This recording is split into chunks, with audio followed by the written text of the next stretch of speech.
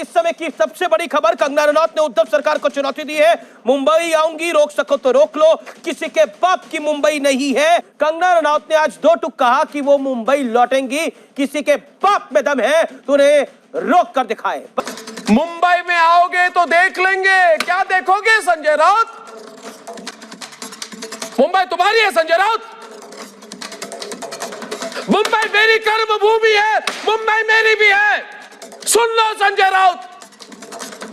एक और बड़ी खबर आ रही है सरकार की तरफ से। सरकारी नौकरियों पर नए पद बनाने पर सरकार ने रोक लगा दी है। अब सरकार नए रोजगार, नई नौकरियां नहीं देगी। और यह सरकारी महकमे ही नहीं, बैंकों, सार्वजनिक क्षेत्र की दूसरी कंपनियों पर भी लागू होगा। यानी कि सरकार ने हाथ खड़े कर दिए हैं, वो रोजगार नहीं दे सकती है। लेकिन कंगना रनौत कह रही है मुंबई किसी के बाप की नहीं है। एक कंगना रनौत और दूसरी तरफ पूरी महाराष्ट्र की सरकार, आमना सामना जोरदार है दोस्तों। अनिल देशमुख और संजय राउत, याद रखो ये बात कि डरता वो है जिसे राज खुलने का खौफ होता है। डरे हुए हो तुम।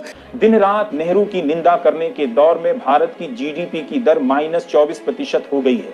यानी जो 70 साल में नहीं हुआ वो इस साल हो गया।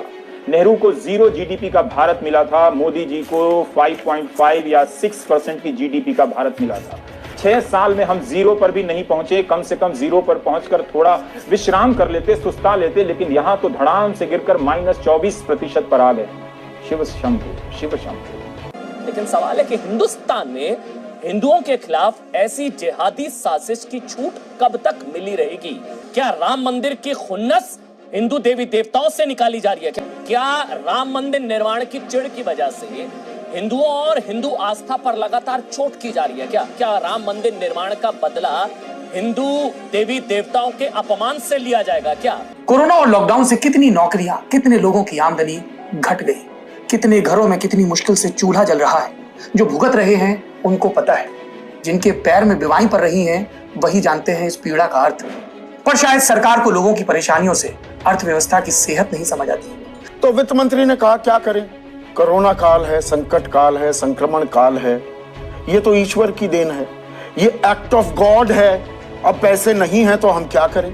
तो सवाल ये हो जाएगा कि क्या भगवान भरोसे हमारी अर्थव्यवस्था चल रही है? करीब 2 महीने तक लाखों मजदूर सड़क पर पैदल चलते रहे। उन्हें किस गॉड के फैसले ने ऐसा करने के लिए मजबूर किया?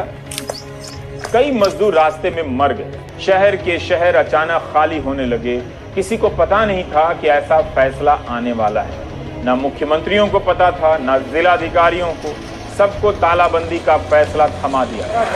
वैसे आपको ये बता दी लेटेस्ट तस्वीरें हैं, क्योंकि प्रधानमंत्री नरेंद्र मोदी ने हाल ही में अपना लुक जो है वो चेंज किया। वो यहाँ पर साफ तौर पर दिखाई दे रहा है, बाल थोड़े बड़े हुए हैं, मूंछें थोड़ी बड़ी हुई हैं। ये प्रधानमंत्री नरेंद्र मोदी का प्रकृति प्रेम जो है वो पहली दफा देखने को नहीं मिल रहा है। अमेरिका का अगला राष्ट्रपति कौन? क्या प्रधानमंत्री नरेंद्र मोदी ही ये तय करने वाले हैं?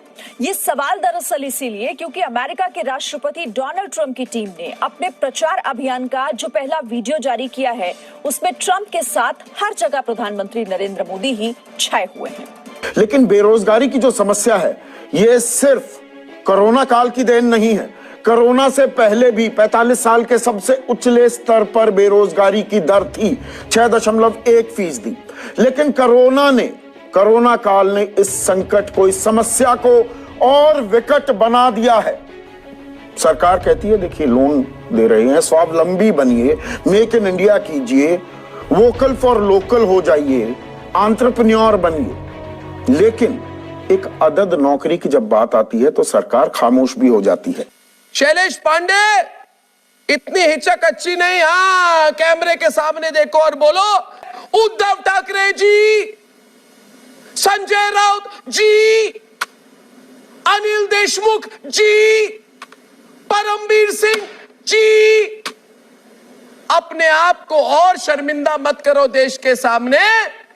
रिया चक्रवर्ती और संदीप सिंह को चुपचाप गिरफ्तार करो। बोलिए बोलिए, सुनना चाहता है पूरा भारत। बोलिए शैलेश जी, कम दम लगा के बोलिए, बोलिए, हो जाए एक बार। संदीप को गिरफ्तार करो, रिया को गिरफ्तार करो, संजय राउत जी बोलिए, पूछता है भारत, बोलिए। अभी तक वित्त मंत्री और वाणिज्य मंत्री ने 24 घंटे हो जाने के बाद भी जीडीपी पर कोई बयान नहीं दिया है। कम से कम चीन की किसी कंपनी को ही बैन कर देते, एंकरों में जोश आ जाता, मेरी आवाज में खनक आ जाती, लोगों का ध्यान भटका दिया जाता, माइनस का तापमान बर्फ जमा देता है। 31 अगस्त को आए जीडीपी के आंकड़े के बाद प्रधानमंत्री का यह पहला संबोधन है। -24% जीडीपी पर प्रधानमंत्री सहित वित्त मंत्री या वाणिज्य और उद्योग मंत्री ने भी कुछ नहीं बोला है। जब जब चीन की पिटाई, राहुल गांधी मांगे सेना सरकार से सफाई। जब जब आप तो कह रहे हैं ना सोशल मीडिया में गाली गलौज चलती रहती है, तो ऐसी क्या मिर्ची लग गई थी आपको? लोकतंत्र में कहाँ लिखा है कि कोई आदमी बीजेपी की बैटिंग नहीं कर सकता है? कहाँ लिखा है संविधान में कि बीजेपी की बैटिंग मना है? भाई आप बीजेपी की बैटिंग करिए, बीजेपी की बैटिंग नहीं करिए, किताब में मत बनाइए। अभी आपको कुत्ता पालना है, गाय पालनी है, मोर पालने हैं, खिलौने बेचने हैं, आत्मनिर्भर बनना है। कोविड की दुनिया में तारीफ हो रही है भारत, तो सबसे ज्यादा केस भारत में आने लगे। 5 अगस्त को अयोध्या में नए भारत के उदय का अनाउंसमेंट हो गया तो जहाज ही उतर गया आसमान से। दुनिया की बड़ी अर्थव्यवस्थाओं में सबसे ज्यादा गिरावट भारत में दर्ज की गई। केवी सुब्रमण्यन ने इनमें से ब्रिटेन को चुन लिया कि वहां भी 22% की गिरावट आई। यूनिवर्सिटी की रिजल्ट में जब कोई फेल करता है तो वह लिस्ट में देखता है और कौन कौन फेल हुआ है, ताकि घर जाकर बता सके कि इस बार कॉपी ही ठीक से चेक नहीं हुई है, कम नंबर मिले हैं और कई लोग फेल हो गए। मोदी से हारे फेसबुक पर गुस्सा उतारे, कांग्रेस शायद यही कर रही है। देश को मोदी भाए, फेसबुक पर गुस्सा क्यों आए? इस देश के भविष्य के नाम पर सियासत हो रही है। आज इसी पर होगी देश की सबसे बड़ी बहस, एजेंडा या प्रोपेगेंडा। देश भर में शराब की दुकानें खुल चुकी हैं। दिल्ली सरकार ने बार खोलने की मंजूरी भी दे दी है। अब मेट्रो चलाने की भी तैयारी हो रही है। क्या ये दोहरा रवैया नहीं है? शराब की दुकानें तो खुल चुकी हैं, लेकिन एग्जाम नहीं होना चाहिए।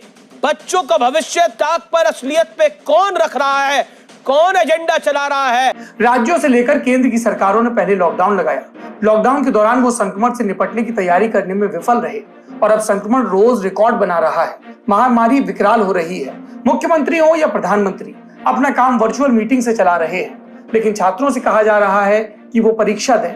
कॉलेज में दाखिले के लिए नीट जेईई दें, कॉलेज में है तो प्रमोट होने के लिए परीक्षा दें, और राज्य भी अपने यहाँ तमाम तरह के एंट्रेंस एग्जाम ले रहे हैं।